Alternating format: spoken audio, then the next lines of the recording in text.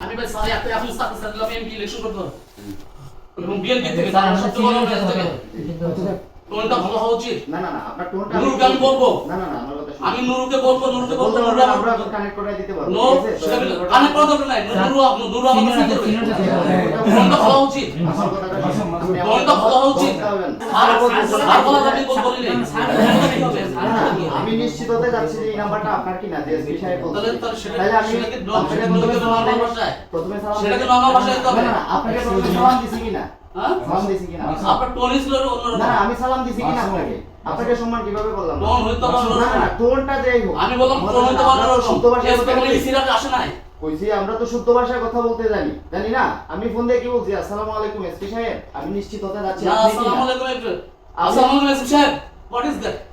কোন লিপি কোন ঘটনা চল আপনি রেকর্ডটা কোন ঘটনা চল আপনার যদি রেকর্ড হয়ে থাকে আপনি রেকর্ডটা শোনান তো কোন ঘটনা চল বলছি আপনি রেকর্ডটা শোনান যদি রেকর্ড হয়ে থাকে কোন ঘটনা চল নিয়া কোনো আচরণের কথা নাই এখানে আপনি কথা বলতে বুঝছেন না আমি কি বলছি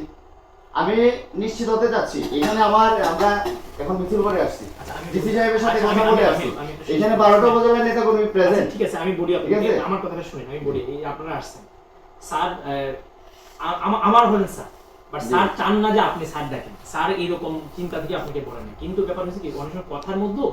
সম্মান প্রদর্শন করা হয় শুধুমাত্র স্যার ডেকে যে সম্মান হয় স্যার আপনাকে এইটাই বলছে স্যার কোনো সময় চিন্তাই করেন না বা স্যার মনেও করেন না স্যার নিজে তো পলিটিক্স করে আজকে এই পর্যায়ে আসছেন স্যার 8-9 বছর ধরে চাকরি ছিল না স্যারের চেয়ে ভুক্তভোগী কে আছে আপনি ধরেন একটা জায়গাতে আছেন স্যার 8 বছর চাকরি ছিল না স্যার বেতন পান নাই স্যার তো স্যারের চেয়ে কষ্ট কে ছিল গত সরকারের সময় স্যারের